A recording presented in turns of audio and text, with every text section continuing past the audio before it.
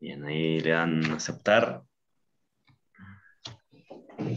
Bárbaro. Bueno, primero darles la bienvenida en nombre de la lógica del encuentro. Para nosotros, bueno, este es un formato que no es lo que estamos acostumbrados a hacer, digamos. Siempre hacemos o talleres un poco más extensos o charlas en Instagram, pero este es como un híbrido, digamos, que nos permite tener un poco más de intimidad, por así decirlo, y al mismo tiempo poder profundizar en un tema que sale directamente de los talleres que nosotros organizamos, que se llaman Pobre el que señala, ¿no? Desigualdad, pobre el que señala, que profundiza bastante en lo que es la pobreza desde el discurso, en cómo se genera el discurso de la pobreza. Y bueno, son talleres que damos mano a mano en general con Marian, a veces se suma alguien más, pero sí decirles que la lógica del encuentro es un colectivo de personas que se dedican a profundizar en lo que es la desigualdad, cómo se genera, por qué, y bueno, cómo seguir generando instancias de encuentro y de reducción de la desigualdad. Nos mueve bastante eso. Tenemos, sí, ya hechos 5 versiones de los talleres. La idea, no sé si va a salir, pero la idea era hacer uno más este año, pero me parece que ya estamos llegando a fin de año. Pero sí, el año que viene vamos a seguir pensando el formato.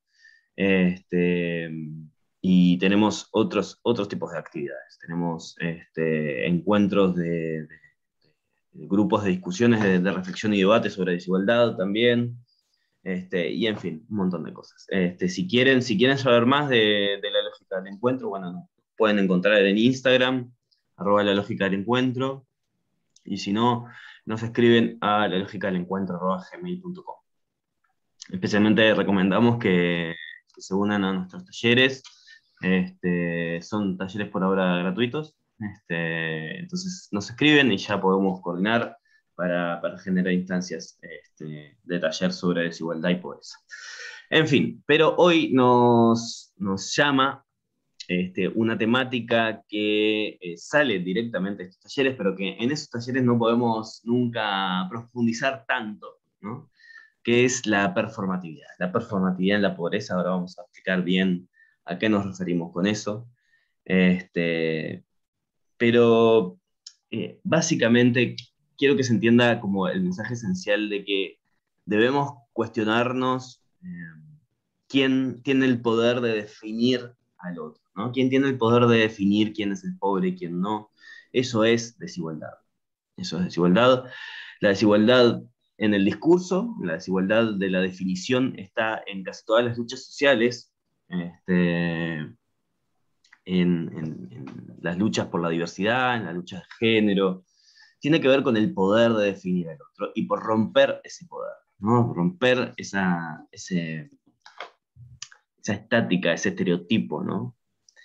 Y poder ser, sí, un poco más libre y un poco más encontrados. Vamos a hablar hoy con Marianela Fernández, que es de la casa. Eh, Marianela es también parte de la lógica del encuentro y es parte de Contra la Pared, que es un colectivo de artistas que ahora capaz no nos puedo explicar bien, pero que hemos colaborado ya un montón de veces. Comunicadora, socióloga, en fin. Dijimos que no íbamos a decir títulos, ¿no? Bueno. Sí, Marian. Eh, pero Marian, bueno, es muy insistente con estas temáticas de la performatividad y, bueno, por eso hoy les vamos a dar también la palabra a ella. Y también presentamos a María Ángela Yaimu, profesora de la Universidad Católica del Uruguay, de la licenciatura en Comunicación y Artes Visuales, perteneciente al Departamento de Humanidades y Comunicación. Creo que no me faltó nada. Marian No, también es parte de CLAIS. ok. Sí, dale. Pueden verme en Arte de Tapa, @centroignis, todos los jueves a las 7. Tengo que pasar el chivo. Está muy bien. Está muy bien. Está muy Bien, bueno. bien Está muy ahí, bueno. me encanta. Me encanta la sesión chivos, buenísimo. Bien. Nada, ahora les voy a dar un poco la palabra a Marian y a María Ángela y para que digan así, un saludo inicial, y después sí ya arrancamos con, hoy voy a ejercer más como de moderador, así que si tienen preguntas pueden ir escribiendo en el chat, o si son un poquito pueden sí levantar la mano o hablar más directamente, ¿está? La idea es que vayamos conversando en función a determinadas preguntas que hemos preparado, y sí después capaz dejar un espacio un rato más libre para que los participantes de este encuentro también puedan generar sus preguntas. ¿Ah? Así que no sé, Marian o María Ángela, no sé quién decir algo. Yo quería agradecer, Dale, capaz Mari. que sí, agradecer la invitación y también en especial que mi interés de alguna manera surge por la posibilidad de poder hablar con Marianela, que siempre es un gusto hablar con ella, y hacía tiempo que no la veía así, entonces eso me entusiasmó aún más porque sé que me va a iluminar en mucha cosa. Bueno, qué honor. Bueno, empezó la tarde para tirarnos flores con María Ángela Yaimo, a quien conozco desde el año 98, quiero decirlo, en este Zoom. Nos conocimos en la ciudad de Cusco, Perú, en un congreso de comunicación latinoamericana, en una plaza, en el medio de la plaza de Cusco, nos sentamos uno al lado de la otra y dijimos, che, ¿y vos qué onda? Y bueno, y ahí nos conocimos. Y acá estamos de nuevo. Bienvenida, Gabriela. Y bueno, y nada, y en realidad un poco la idea de este espacio sí surge de, como decía Nico, de los talleres, y hubo una pregunta que a mí personalmente, y ya la tiro para empezar a calentar el hornito, que fue en un momento en uno de los talleres hablando sobre bueno, el tema de la asistencia, ¿no? Las personas en situación de vulnerabilidad, de mucha vulnerabilidad, alguien dijo por ahí: yo cuando veo una persona, reconozco que es pobre por su forma de vestir, por su forma de caminar, y por los lugares en los que está en la ciudad, ¿no?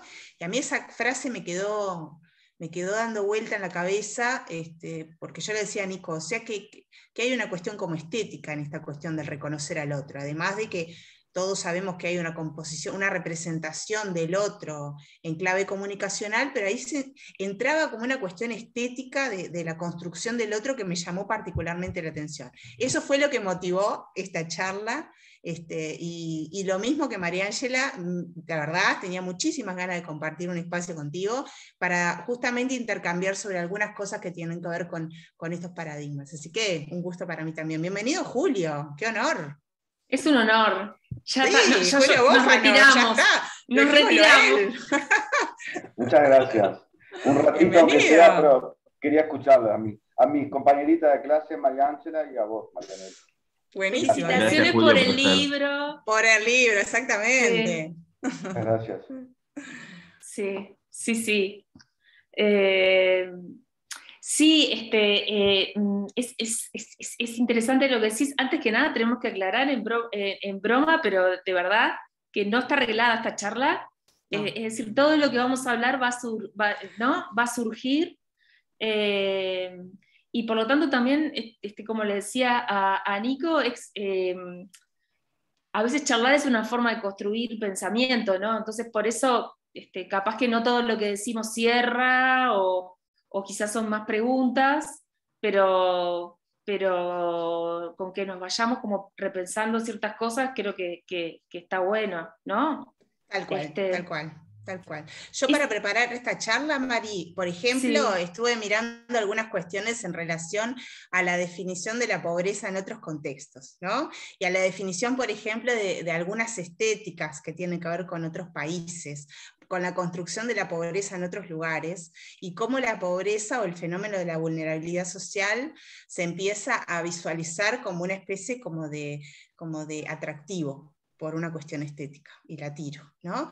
A ver. Entonces, por ejemplo, ayer leía un artículo donde, bueno, hay algunos lugares en la India a los cuales las personas pagan por ir a conocer un barrio en extrema vulnerabilidad. Es el caso del barrio donde se filmó la película ¿Quién quiere ser millonario?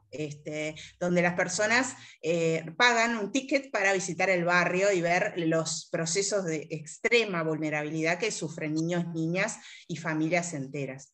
Y ahí es donde uno, de alguna manera, se pregunta hasta qué límite puede llegar esta cuestión de la performatividad de la pobreza en términos de cómo se mercantiliza, ¿no? También en términos de turismo. Eso me llamó muchísimo la atención. En Brasil ocurre lo mismo, dice Pito.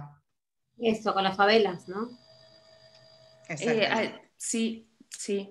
Ahí está como el fenómeno de lo exótico, ¿no? Lo hablábamos en otra charla con Nico, que es cuando lo diferente, en este caso lo desigual, es puesto como lo otro y como en realidad ahí como un objeto de espectáculo, ¿no?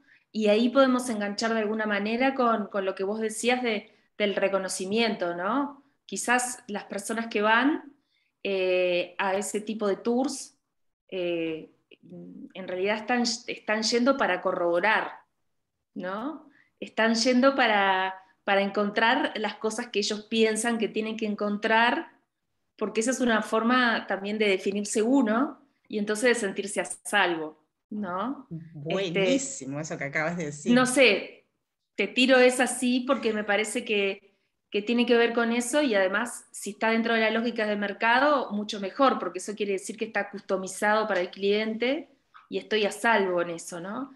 Quizás en la calle no estamos a salvo de esa cosa que de ese fenómeno que nos puede abrazar, tocar, pedir dinero o pedir ayuda o lo que sea. Nico me decía que es la performatividad, y está buenísimo también eso que vos decías, porque la performatividad puede ser entendida de diferentes maneras según el ámbito en que uno esté. Uno puede hablar de la performance o de la performatividad justamente en el campo de la esfera económica, ¿no? Y de la esfera de la producción. Hasta podríamos decir que esa performatividad que tiene que ver con el rendimiento también en el campo del ocio o el deporte, con esos relojes que me miden cuánto estoy gastando, cuánto estoy disfrutando, cuánto estoy caminando. Estoy siendo un poco, si mareo un poco me dicen, porque estoy como pensando de nuevo en voz alta. Esa es la performatividad del rendimiento, ¿no? De la eficacia. Pero también está la performatividad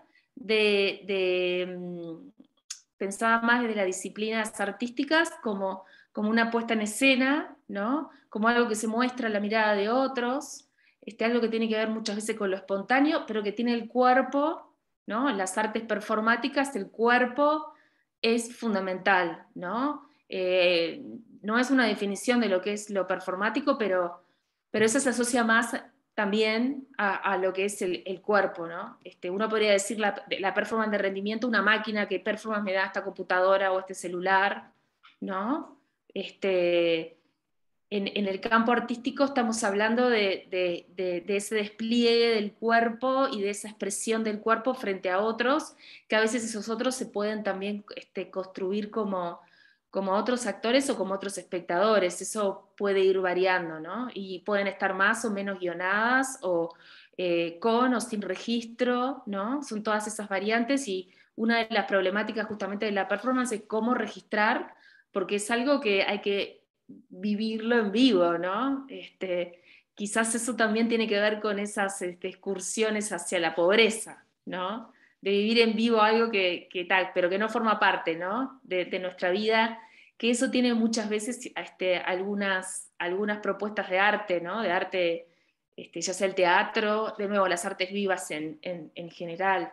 Y después está la tercera, que tiene que ver, bueno, eso como más, que tiene que ver con la performance, que ahí está más utilizada por el colectivo feminista y de diversidad, ¿no? Que tiene que ver con identidad de género, pero en realidad la performance de los cuerpos tiene que ver en realidad con ciertos dispositivos, como pueden ser el género, la orientación sexual, la heteronormatividad y otro tipo de cosas, que lo que hacen es que nos hacen actuar a nosotros, a nuestros cuerpos, de determinadas maneras, ¿no? O se está diciendo que determinadas formas del ser se tienen que encarnar en el cuerpo de determinadas maneras, ¿no? O determinadas maneras del cuerpo implican determinadas identidades de género. Pero la performatividad de los cuerpos excede las identidades relacionadas al género, el sexo o la orientación sexual. Entra también la condición de clase social, porque son otras formas también de dividir las poblaciones, diría Foucault, ¿no? De poder categorizar y tener bien en claro dónde nos ubicamos cada uno de nosotros. Esa creo que por eso me parece que sí, que la pobreza tiene una performance en ese sentido cuando tratamos de alguna forma de reconocer a los demás y de poder ubicar a los demás. Entonces empezamos a construir como sociedad ciertas dimensiones corporales que pueden estar dadas por la apariencia corporal, puede estar dada por los olores, puede estar dada, o sea, por otros sentidos, que, bueno, hablando de olores, uno piensa en la película esta asiática, la del sótano, que ahora no me sale, ¿no? Creo que lo hablamos, Marianela, en el momento en que este personaje, perdón, no me salen los nombres de las cosas, pero creo que todos lo ubican, que ganó el Oscar, ¿puede ser el Oscar o fue nominada? Parásitos, esa. Que en un momento está este señor, que es como de otra casta, digamos, asiática, perdón mis imprecisiones antropológicas, culturales, y su casi dueño, digamos, patrón, le dice, ¿cómo lees? Y es a partir del olor que ahí se refuerza la distancia entre esas dos personas, por más que estén compartiendo el mismo auto, ¿no? Esa es una escena que está como súper interesante porque no solamente lo performático está dado por la apariencia, sino por el olor, por las acciones, por lo que hacemos con nuestro cuerpo, ¿sí? Culturalmente lo que hacemos todos, desde antes de nacer ya estamos modificando nuestro cuerpo desde el momento que le ponen un nombre o cómo llaman al bebé, ahí ya hay algo que está actuando con nosotros como seres humanos. Después puede haber otra cosa, que ya estamos en otro nivel, que es el nivel de me estaba fijando, porque hay un artículo precioso en la revista Dixit, perdón que es mi segundo chivo, de comunicación de la UCU, que voy a fijarme bien el nombre, lo escribió una antropóloga que es argentina pero vive en Brasil, que se llama Paula Sibilia, y que tiene, hay un artículo que ella desglosa el artista como espectáculo, se llama Autenticidad y Performance en la sociedad mediática, que en realidad ella habla de eso, si lo googlean ponen el artista como espectáculo, Paula Sibilia, le salta, es de acceso gratuito. Bueno, ella justamente habla de esta sociedad actual, esta sociedad del espectáculo que vivimos, donde todos, no, algunos, principalmente más que otros, hay que hacer esa distinción, estamos todo el tiempo haciendo de nuestra vida como una especie de performance en el sentido de la puesta en escena, ¿no? En ese sentido más artístico, a partir de todas las redes y de también del uso del espacio público, ¿no? Ahí también hay una forma de moverse, ¿no? Si un poco lo que vos decías. Entonces, estoy sacando de acá estas definiciones. Entonces tenemos la performance como rendimiento, la performance como desde la práctica artística, tenemos la performance como algo que tiene que ver con nuestra identidad, ¿sí? Pero también está la performance de las imágenes, que tiene que ver con esa fuerza pragmática que tienen las cosas materiales, como las imágenes, como los discursos, como los olores. O sea, producen en nosotros acciones, reacciones y un nivel pragmático. ¿No? En este caso, las imágenes también nos hacen y por lo tanto tienen esa fuerza performativa en nosotros. En ese texto está muy bueno, trabaja principalmente la performance desde como esa apuesta artística y como cada uno de nosotros nos volvemos como especie de artistas más que artistas exhibicionistas, ¿no? O sea, de nuestra vida y principalmente de nuestra intimidad. Nada, era un poco como para clarificar y por eso me parece que hablar de performance de la pobreza recontra da. Como Me estaría quedé- bueno hablar también de la Sí, dale. performance de la riqueza o de Sí, otro claro. tipo de Por favor, performance. sí. Entonces Esa ahí es sería, otra charla. No, sí. para, a ver, yo lo que No, y acá, dale. sí. No, que obviamente una de las personas que más trabajó esto es el sociólogo Pierre Bourdieu. Sí. No vamos a entrar en eso, pero ahí tenemos, ¿no? La distinción, el trabajo por el gusto, y entonces ahí hay un gran trabajo acerca de, bueno, si esto es algo que realmente uno puede ser libre y modificar, ¿no? O uno está anclado en la clase social y en cierto determinismo. Yo creo que un ejemplo concreto de eso es no la vida, la representación de Maradona en la serie que casi todos estamos viendo, ¿no? Que tiene que ver, él es como el ejemplo concreto, ¿no? De esto que Bourdieu estudiaba, y es el ejemplo concreto, y lo digo medio irónicamente, ¿no? ¿Ok? Digo, siempre yo hablo en ironía, aviso por las dudas, porque este, Por para si no te interpelar, conocen. si no me conocen, ¿no? Esa cuestión que había de Maradona, de, bueno, ¿de dónde vengo? ¿No? Y cómo ese gusto después se vuelve exagerado, ¿no?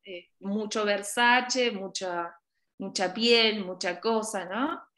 Y entonces ahí está la fisura, ¿no? Que nos dice en los verdaderos orígenes en esa ropa de donde él viene. Estoy diciendo cosas súper clásicas y obviedades. No, pero en la microsociología, Mari, sucede también. Es decir, hoy he recordado una charla que hay en YouTube, una TEDx de una chica argentina que se llama ¿Qué tienen los pobres en la cabeza? ¿No? Espectacular. Ahí está. Es una charla que realmente a mí me encanta porque además no hay como hablar desde la experiencia propia. Me encanta la sensibilidad con la cual comparte esa charla, pero sobre todo porque nos habla como de esta microsociología que en realidad la trazabilidad hacia lo que le pasó a Maradona sucede todos los días. Es decir, en la microsociología de un adolescente, de un barrio vulnerable, también sucede la expectativa de éxito a través del mercado. Y también sucede, ¿no? Esto que siempre escuchamos por ahí, se compra champiñones de 3 palos, un pibe que no tiene para comer. Entonces, esa cuestión de lo performático en el acceso a ser visible, ¿no? A ser considerado un otro legítimo de cierto valor, ¿no? También, me hiciste pensar pila en eso ahora que hablabas de esto. Y por eso está re bueno, Marianela, el ejemplo que trajiste al inicio, porque no podemos pensar ni las identidades, ni las representaciones por fuera de un mercado. Exacto. Por fuera de la lógica del mercado. Es imposible. O sea, tenemos que pensarlo siempre desde ese lado. Estemos en Instagram, hay una lógica de mercado y de intercambio de mercancías. Estamos en las redes, estamos en una plataforma.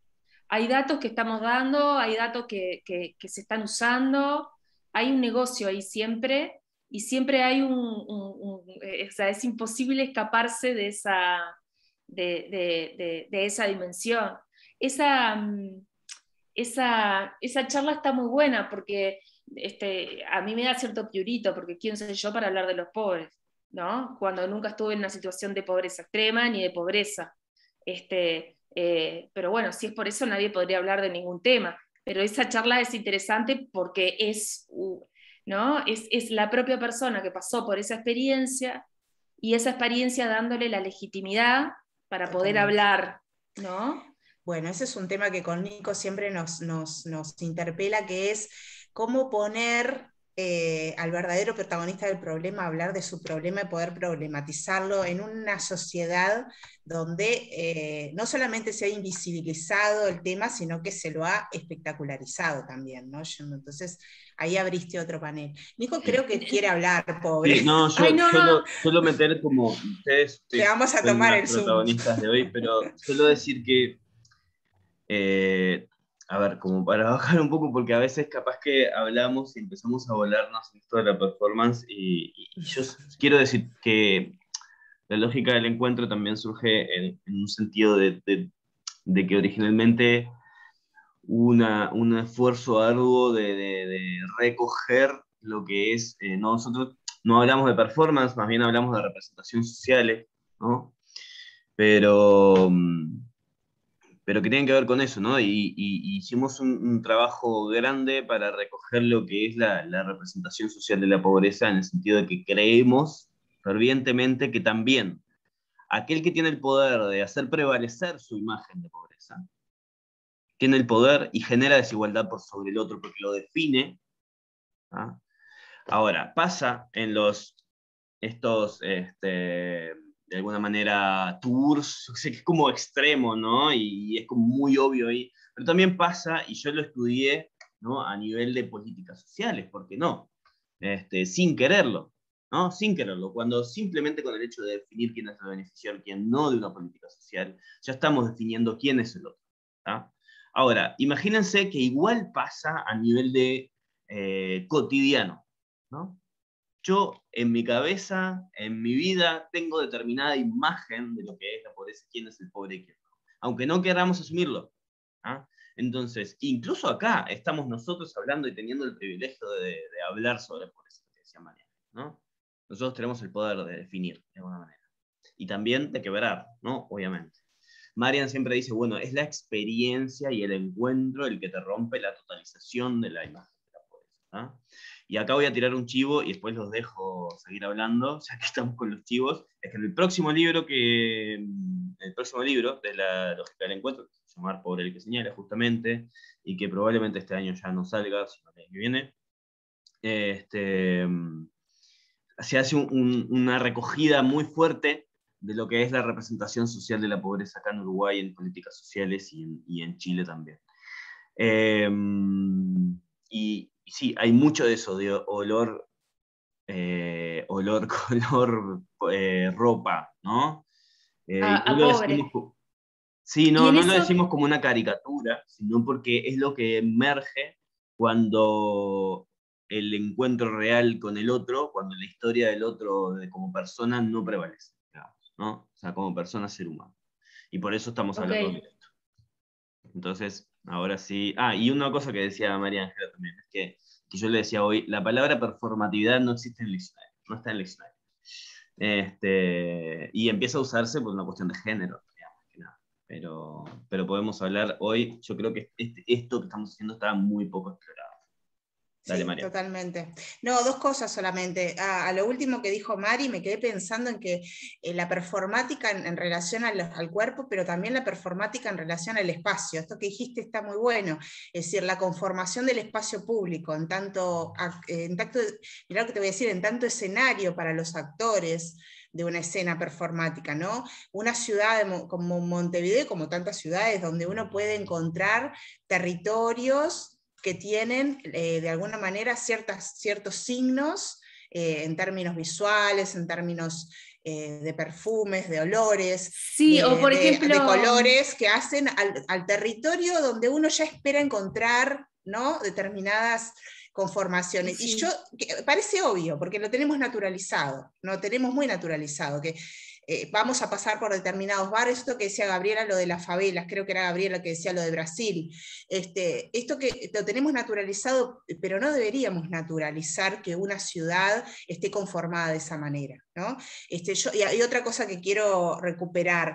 Katman y Filgueiras publicaron un libro muy interesante sobre activos o estructura de oportunidades cuando trabajaban en el Instituto en el IPES, en la Universidad Católica, donde tomaban las teorías de Amartya Sen de derechos,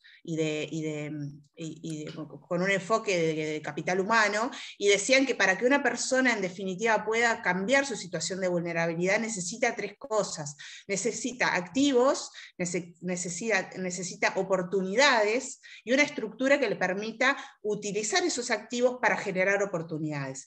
Ese libro está pensado en una clave de políticas sociales, por supuesto, y es la matriz de trabajo de las políticas sociales, de muchas de las políticas sociales en las que trabajamos hoy en día. Yo siempre me quedé pensando por qué esa mirada en términos de estructura no la podemos interpretar también en clave simbólica. Es decir, si el ser humano tiene activos y oportunidades en clave material, también tiene activos y oportunidades en clave simbólica.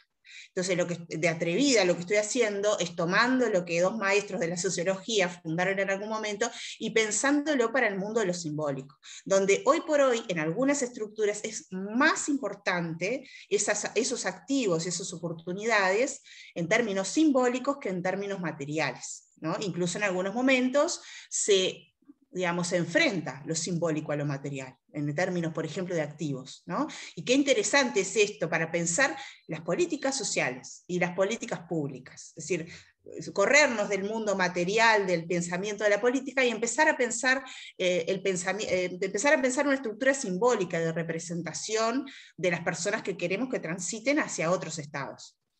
Por ahí. Sí, perdón que quería mechar una cosa que había surgido, pero ahora lo que dijiste volvió a surgir, porque todo tiene como diferentes lecturas. Está bueno eso que decís de activos y de oportunidades. No me viene ahora tampoco, como me venía Parásitos, el nombre de esta chica súper conocida, argentina, y ella dice que una de las cuestiones que le jugaba a favor justamente para no tener la performatividad de pobre era su condición de raza, ¿no? Que eso también es interesante y eso juega a nivel material y a nivel simbólico, porque los cuerpos siempre son simbólicos y materiales al mismo tiempo. Entonces, está bueno pensarlo eso. O sea, retomo lo que vos decís y me parece que sí, así como los Nike que me pueda llegar a comprar, y digo la marca a propósito, es material, pero es simbólico también. Es un acceso de las dos cosas, del mundo ese que se vende, pero también del objeto. Ah, Mayra. Y ella tenía eso, y una cosa súper también interesante es que ella hablaba bien, ¿no? Entonces eso también era otro elemento que le hacía zafar de ese discurso potente, como decía Nico, de lo que debería ser un pobre. Y después, eso la pueden escuchar, porque yo he escuchado varias charlas de YouTube, porque las sigo, ¿no? Y después está el tema de cómo se vestía, cómo se luqueaba, ¿no? Que eso también hace, bueno, a lo que vos dijiste al inicio. Eso es un activo, pero eso es un activo que ella vio y es un activo que ella desarrolla. En un contexto de poquísimas oportunidades, y ella contando, ¿no? Que a veces, obviamente mintiendo, diciendo que tenía una edad y tenía otra, o que tenía cierta experiencia o que tenía otra, pero eso también, esa forma de pensar, también es un activo, o sea, de cómo salir y cómo buscarse la oportunidad. Después está el debate ético, pero eso es aparte, ¿sí? Acerca de ese recurso, pero ella logró ver el recurso. Eso por un lado, que me parece como que ella encontró ahí cómo, ¿no? Y eso habla de que el que es subalterno puede de alguna forma escapar no digo que todos, entonces empezamos todos a hablar bien y nos ponemos todos blancos y entonces está todo bárbaro.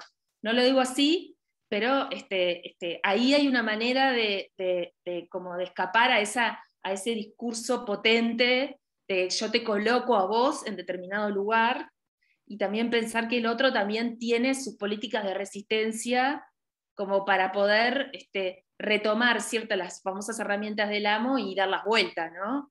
Es una lucha mucho más micro, más dolorosa, obviamente, y más dura, pero quizás colectivamente hay cosas que se puedan hacer desde ese lugar. Por eso me parecía que estaba bueno esa cuestión. Y después pensaba también en lo que cada vez más estamos haciendo en la ciudad, de colocar cada vez más rejas, no solamente por la inseguridad, sino para que la gente no duerma en el espacio en que nosotros habitamos, no solamente las rejas, sino pinchos o determinadas cosas para que, de nuevo, para que los pobres, o más que pobres, no estén ahí porque nos molestan, ¿no? Visualmente. Y esas son formas también de dónde colocar a esos cuerpos, ¿no? Dónde dejarlos que se coloquen. Por eso también, cuando vos hablabas de dónde nos movemos, también tiene que ver con esa cuestión. Y quién tiene, a ver, ¿quién tiene el poder de hacer esa clasificación que decía también Nico? Y bueno, el que tiene las herramientas para comunicar. y no estamos hablando de que esas herramientas para comunicar tienen que ser los medios masivos de comunicación, pueden ser herramientas para representarse, al otro, al vecino, a mi amigo.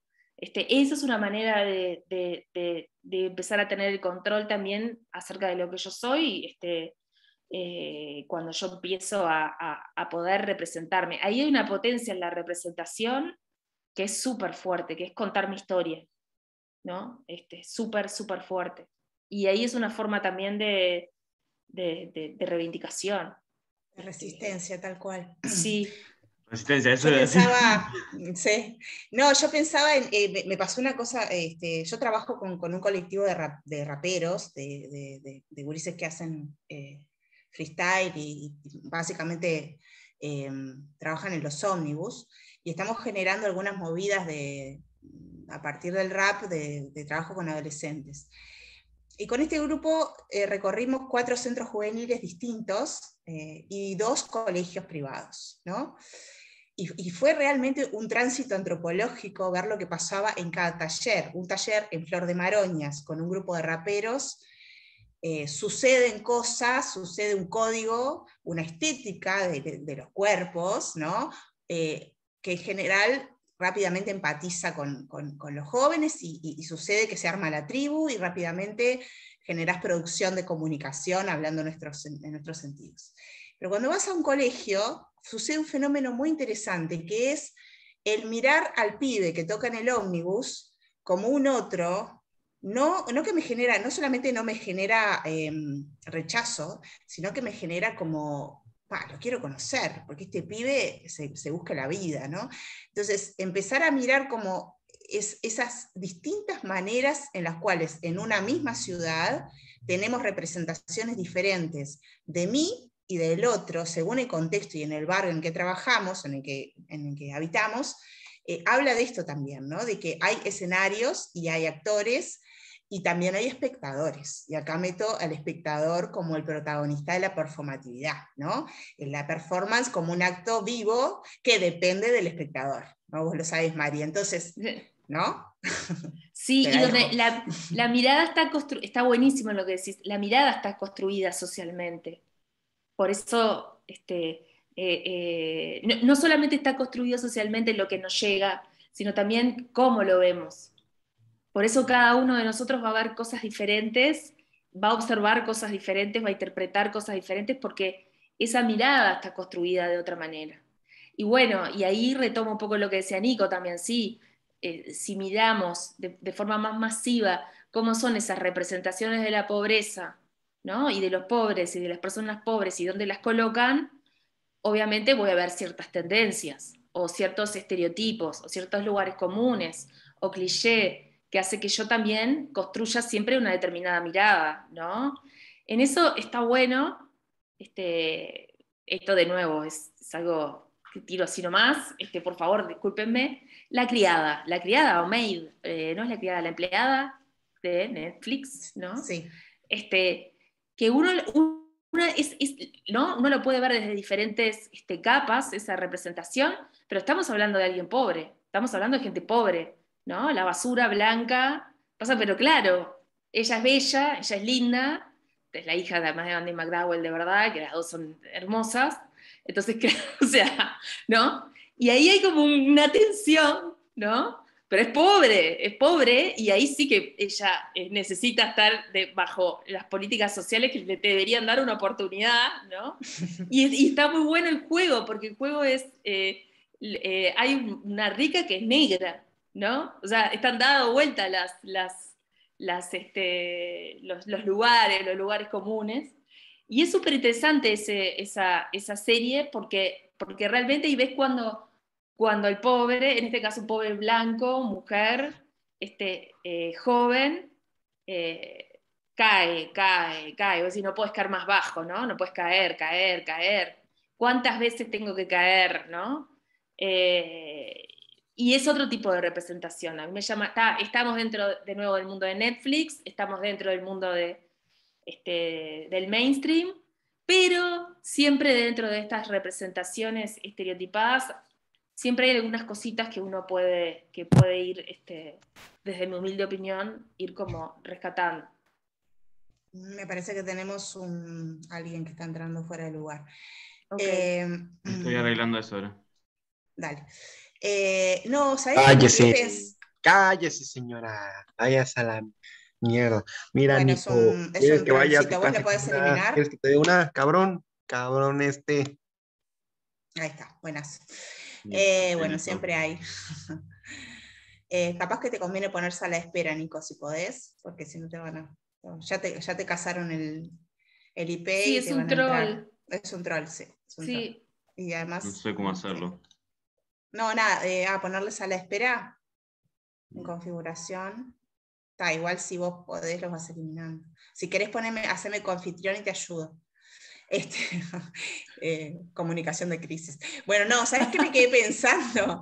Me quedé pensando en una cosa que también, en esto de preparar la charla.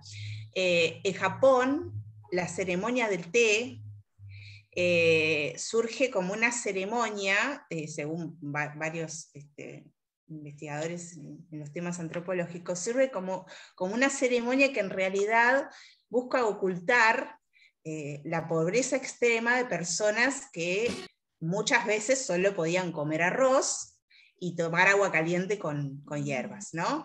Entonces, la forma de alguna manera de hacer más solemne o más ritualizado un proceso que en realidad es un proceso de mucha pobreza, era la ceremonia del té, ¿no? Entonces cuando Japón estaba en la época de los samuráis, en épocas de mucha pobreza, las mujeres quedaban solas en sus casas con sus hijos, ¿no? Y el momento de encuentro era la ceremonia del té para reunirse y para compartir algunas cuestiones más locales, más comunitarias.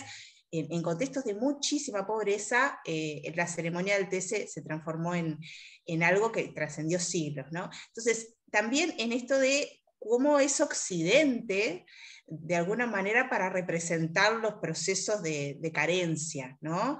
Y cómo hay otros escenarios, otros lugares en el mundo donde los escenarios de carencia se representan de otra manera, tienen otra performática, ¿no? A propósito de eso, estaba leyendo sobre algunas tendencias de la moda en Japón, donde en realidad el negro, lo oscuro, la forma de vestir, digamos, no voy a decir básica, pero sencilla, forma parte de una concepción de clase en la cual para tener clase no es necesario ostentar, ¿no? Para tener clase no es necesario vestirse con muchos brillos ni con muchas telas, sino que es mucho más, es una señal mucho más fuerte de clase,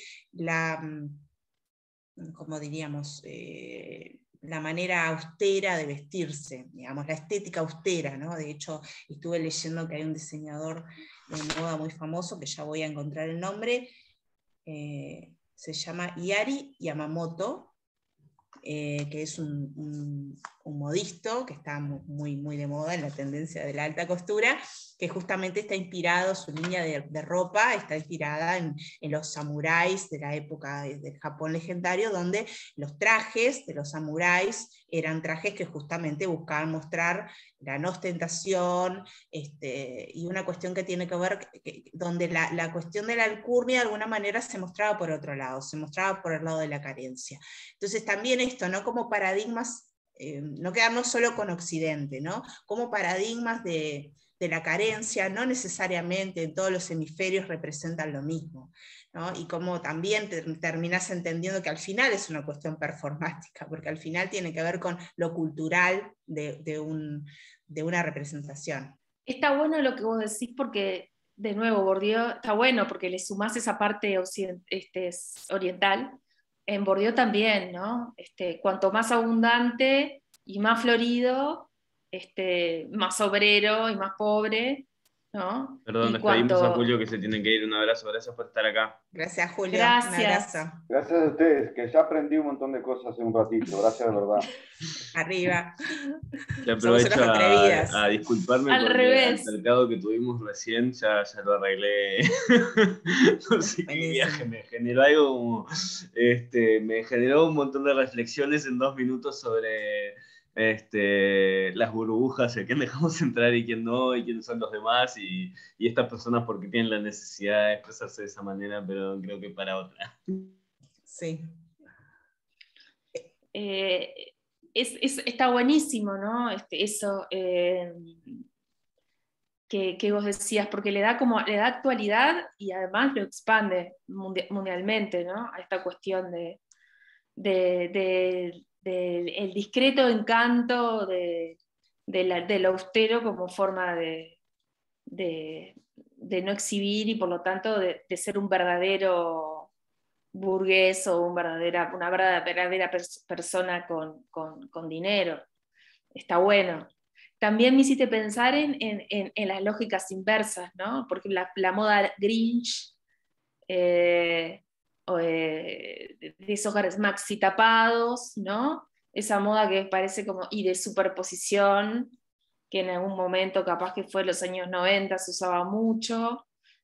También se da la lógica inversa también, ¿no? De retomar esas estéticas y de venderlas como estatus. Está bueno después, con más tiempo y en otra, comparar o mirar esas estéticas en relación a qué está pasando en las sociedades que fundan esas estéticas, ¿no? Porque sin duda debe haber alguna correlación ahí. Acá, sí, tiene que ver... Perdón, sí. Hay preguntas, no sé si quieren que ya las lea o... Sí, vamos arriba. Sí, no, sí. siendo las 8, digo que está bueno como que vayan haciendo es que si preguntas. nos dejás, nos colgamos, ya saben. No, yo sé, lo tengo claro, por eso estoy acá de moderador. Acá Victoria pregunta cómo podemos concretamente dejar de generar desigualdades de este escenario performático del que hablamos. No sé si las tiro. Si quieren, le hago una pequeña reflexión sobre eso. Creo que es una pregunta que habla sobre lo concreto, ¿no? Hablar de lo concretamente dejar. Y hay cosas que nosotros promovemos pila en los talleres, que es, bueno, ¿cuáles son las resistencias? Hoy, Marian, hablabas brevemente sobre eso. Pero pienso, no sé, yo que trabajo, por ejemplo, en CAIF, no sé, Gaby, vos que estás ahí, pienso en esto de que nosotros intentamos hacer todo lo posible para no caer como en la imagen concreta de a quién está destinado Plan CAIF, no sé, ¿no? Pero al mismo tiempo, no sé, hay un horario concreto donde las personas tienen, el horario concreto es muy difícil para mí, por lo menos, generar espacios de reunión con la familia fuera del horario laboral. Entonces eso ya es como que el otro tiene que adaptarse a lo mío, ¿no? Básicamente, estoy siendo exagerado, pero pienso en que de alguna manera todos traemos, además de horarios concretos, ¿no? Determinadas estéticas y determinadas imágenes por sobre otros, ¿no? ¿Cuándo se quiebra eso? Bueno, ¿cuáles son las resistencias y cómo podemos dejar de generar desigualdad? Más allá que la desigualdad es un fenómeno mucho más amplio, obviamente, no se va a dar así nomás, pero sí en los espacios de encuentro, ¿no? En las resistencias que hablamos de decir, bueno, cuando yo te conozco, cuando yo permito a la otra persona que hable desde su propia historia, lo estético va cayendo, ¿no? Pero al mismo tiempo, bueno, no necesariamente. Al mismo tiempo, yo creo que nosotros como personas también tenemos que analizar nuestra propia historia, ¿no? Nuestros propios fuentes de sentido y nuestras propias exposiciones a estéticas, imágenes, lo que sea, ¿no? Desde nuestro lugar de desigualdad. No podemos dejar de decir, de asumir eso. Nosotros traemos las imágenes de desigualdad porque nosotros estamos en el lugar de privilegio, ¿no? Y el estar hablando acá de eso. Entonces, para mí... Clarito, Nico, clarito. Sí, digo, me imagino. O sea, me imagino, no, es así. O sea, no, vos, clarito, clarito. Claro. ¿Cómo podemos dejar de generar desigualdad? Bueno, las resistencias a través del encuentro, ¿tá? Y la historia de la persona, ¿tá? Y terapia, hagan terapia. A mí es lo que me ha servido. Mucha terapia. Dale, María, no, María. No, lo que pasa que sí, es lo que siempre decimos en realidad. Ahí con Mari, en la comunicación, uno lo que va también como reconfigurando en esta disciplina, ¿no? Que además nos enseñaron en la facultad que casi todo está mediatizado por un, ¿no? Por un bicho que transmite y coso. Desmediatizarse, para mí, en clave comunicacional, es la resistencia. O sea, desmediatizarse es la resistencia. Desmediatizarse implica ponerse en el lugar del medio. Está bueno también como eslogan, ¿no? Ponerse en el lugar del medio significa ir al encuentro con la experiencia, que esto es lo que siempre decimos con Nico también, ¿no? Correr los riesgos, ser crítico a la hora de encontrarse con uno mismo, que está preformateado con todo lo que viene trayendo, y obviamente es un espectador como todos, porque estamos en medio de una sociedad de ese tipo, pero para mí, hacer como una resistencia de la desmediatización para mí en este momento es la única resistencia casi que va quedando. O sea, bueno, hoy estamos acá porque casi que no tenemos más remedio, pero esto habría que hacerlo con un asado en el medio y con un vino y charlando, y esa es la verdadera resistencia, o sea, volver al encuentro. Vegetariano. Ah, cierto que soy vegetariano, perdón. Unas berenjenas a la parrilla. Otro tipo de para, performance el asado. Bueno, bien, sí, es verdad. Pero volver a esto, ¿no? Al vínculo y también al vínculo con aquello de lo que queremos hablar. Porque yo creo que tomar la palabra frente a un fenómeno desde el desconocimiento experiencial es tremendo riesgo, tremendo riesgo. Yo no voy a aportar más nada porque lo dijeron clarísimo ustedes. Concuerdo. Desautomatizar es eso, ¿no? Romper la lógica es eso. Y es también salirse de la lógica de consumo del otro, ¿no? O sea, podés ir al encuentro con el otro y seguir siendo consumidor del otro, ¿no? O sea, como podés trabajar en una política pública y venir y decir, bueno, porque a mí me hace tan bien estar acá y lo hago por mí mismo, no por lo demás, ¿no? Ni por el encuentro real.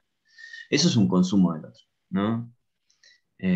Como el complejo de Salvador también tiene pila que ver con lo estético, como en esto de, no sé, yo pienso en un fenómeno latinoamericano fuerte, que a mí me pasó como mucho de como los pobres negros, ¿no? Los pobres negritos, estos negritos, ¿no? Es como estos indígenas, estos, ¿no? Como el consumo del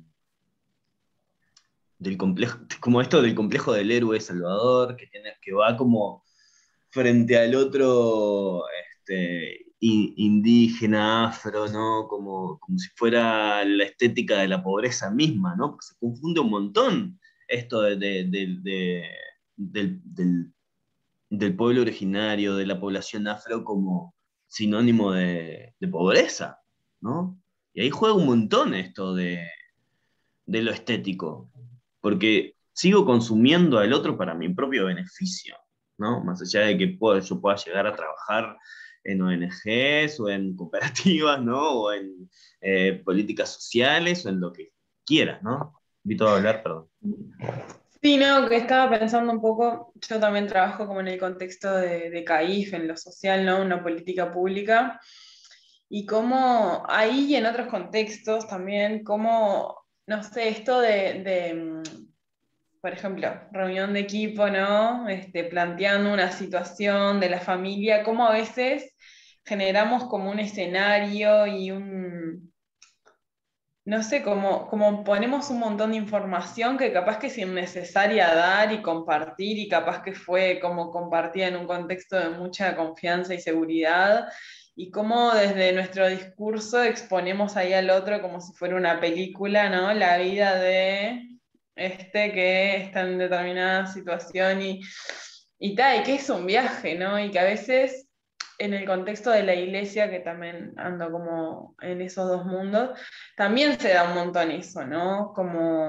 Y caigo yo todo el tiempo, ¿no? Pensando, ¿no? Cómo salirse de eso, como con la excusa de hacer algo bueno, a veces terminamos como caricaturizando y poniendo al otro como si fuera, no sé, mira todo lo que le pasó y cómo le estamos ayudando, o cómo salió adelante, o cómo, no sé, me viaja un poco ahí eso. Sí, pienso un segundo en los nodos, como con Gaby siempre hablamos esto de los nodos de familia, como que nos juntamos a hablar del otro, ¿no? Como en esto de, hay como trabajo en comunidad y colectivo, que está buenísimo, pero por otro lado es como sentarnos a hablar de una familia específica porque creemos que esa familia necesita de nosotros, ¿no? Y por un lado es Claro, el como objeto es el política, objeto. capaz Gaby vos querés hablar, decir algo sobre eso, pero No, quiero no, decir no, como no. política. Yo creo que hay muchas políticas sociales que funcionan como políticas compensatorias de años y años de desigualdad y que tienen que existir realmente, ¿no? Porque existieron muchísimos, muchísimos años que han dejado a otros en el lugar de otros, justamente, pero al mismo tiempo siguen poniendo al otro en el lugar de otro, ¿no? Del otro y en la imagen del otro, en la representación del otro y en la estética del otro. Sí, está salado. Estaba pensando en qué pasa cuando ese otro que en algún momento tiene que ser beneficiado por nosotros, cuidado, protegido, porque de alguna manera no tiene la capacidad, pobrecito, de ser, ¿no? Lo estoy caricaturizando, ¿no? ¿Cómo Menos cuando mal que esa aclarar. persona... Bueno, sí, es que yo no hablo mucho en caricatura, En pero irónico. no hablo, no hablo María Ángela mucho. Cuando ese otro pega el salto, ¿no? Y se conforma en un emprendedor. Y ahí lo volvemos. Entonces siempre estamos ubicando al otro como en un casillero que nunca es un otro con el que yo me reconozco. Eso es complicado. O sea, o me reconozco como su salvador o me reconozco como el ídolo al que quiero llegar, ¿no? Pero es como difícil esta cuestión de encontrarnos con un otro que está en otra situación material o simbólica, como una persona, ser humano, como yo, esa incapacidad de encontrarnos en el mismo nivel, no sé, me interpelo a mí misma incluso, ¿no? Qué complicado es cuando no podemos establecer esa cuestión de horizontalidad real, ¿no? Como siempre para los vínculos necesitamos cierta no sé, como desnivel, ¿no? Y vuelvo a lo simbólico de esto, vuelvo a... Sí, es re interesante lo que decís, Marianela. Súper interesante, tiene que ver con lo que decía Victoria. Yo estaba pensando en eso, ¿no? Como uno piensa que el drama, ¿no? Lo melodramático, que hay todo como una serie de personajes, ¿no? La víctima, el salvador, no está solamente en Netflix, también está en nuestro cara a cara, todo, ¿no? Todo en nuestra forma de vivir también. Y la necesidad que tenemos en ese consumir emociones, ¿no? De generar esos mismos diálogos, diálogos en el sentido de esas posiciones de personas que vos decías, Marianela, y que decía Nico también. Esos clichés y esos estereotipos no solo están en lo mediático, está en nuestra cabeza, ¿no? Forma parte de nosotros. Y es verdad, es difícil salirse de eso, sí, terapia, entre otras cosas, sí. Yo Sí. quisiera recomendar, capaz para ir cerrando, el trabajo del colectivo de fotógrafos SUB. No sé si lo conocen. ¿Cómo? Colectivo de No. fotógrafos SUB, S-U-B Sub, larga. Son sub, argentinos, ¿sí? Ellos surgieron como un colectivo SUB, exactamente, de fotógrafos que registraba manifestaciones y marchas y empezaron a registrar también la vida de las villas de Argentina. Y en un momento dijeron, pero pará, ¿qué onda de los barrios privados, no? Y lograron acceder como haciendo un trabajo bastante etnográfico de fotografía, como de vivir y registrar a nivel fotográfico un montón de cosas ahí donde van, ¿no? Y hicieron un registro muy fuerte de lo que es los barrios privados de Buenos Aires, un barrio privado, la vida de familia, ¿no? Y pienso en esto de la necesidad también de mantener la performance de la riqueza, ¿no? Y la performance de la riqueza muchas veces implica desentendernos de la pobreza, ¿no? Desentendernos de la pobreza y seguir fomentando una determinada imagen de la pobreza desde la riqueza, ¿no?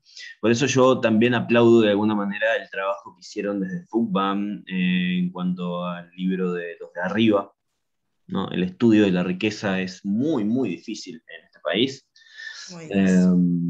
Queda mucho, mucho por hacer y es un debe también para nosotros como colectivo, Marian, incluir, ir a esos lados. Creo que no se puede separar lo performático de la riqueza con lo performático de la pobreza, porque una cosa depende de la otra, ¿no? La desigualdad está ahí y depende de quién la define.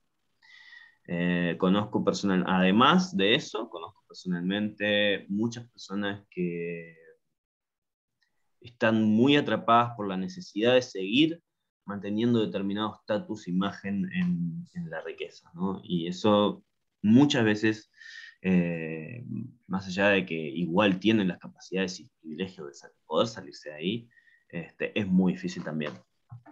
No sé, la tiro y capaz María Ángela y Marian podemos ir cerrando, capaz que alguien más que está por ahí, Rosario, que ya aprovecho para agradecerle que está acá, Santi, Patricia, Gabriela, Vito, alguien si quiere hacer alguna pregunta más, ahora sí.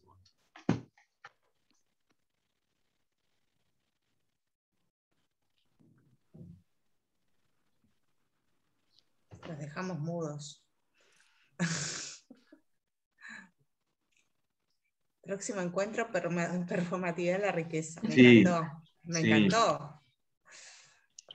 Bueno, yo para cerrar, simplemente, Nico, agradecer el espacio, compartir, bueno, una máxima que siempre comparto con Nico, que es que para mí la pobreza no existe. O sea, la pobreza es una construcción simbólica, material, que justifica decisiones económicas, políticas sociales, pero la pobreza no existe. Entonces, si la pobreza no existe, y lo que existe son las narrativas, las representaciones, lo estético de algo que hay un consenso en llamar pobreza, es totalmente deconstruible. Entonces esa es mi resistencia, digamos, ¿no?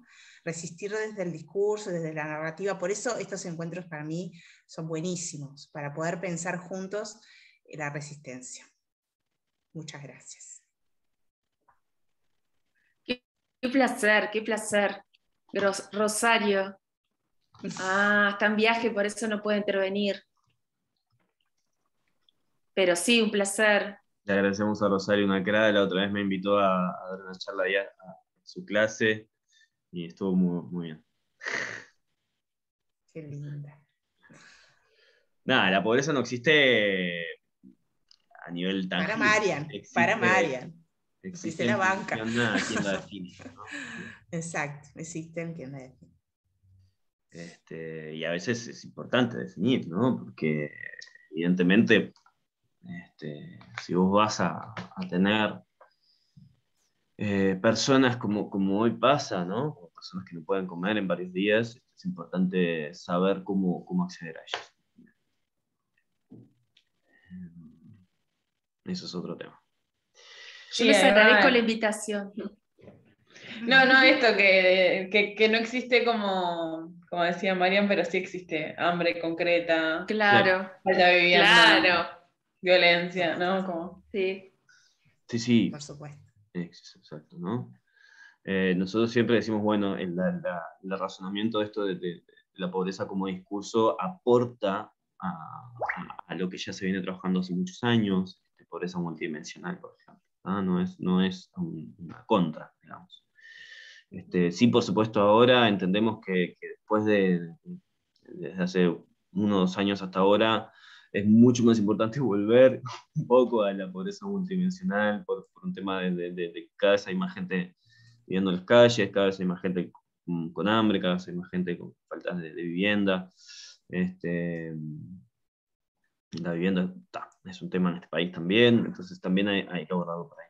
Si aporta en el entendido de quién tiene el poder de definir qué es la pobreza, quién tiene el poder y el privilegio de decir yo no tengo nada que ver con esto, ¿no? Hay algunos que tienen el privilegio de poder desentenderse de eso y poder tener la performance y la representación social en nuestras cabezas sin ningún tipo de experiencia real Entonces ahí sí hay que abordar y hay que cuestionar.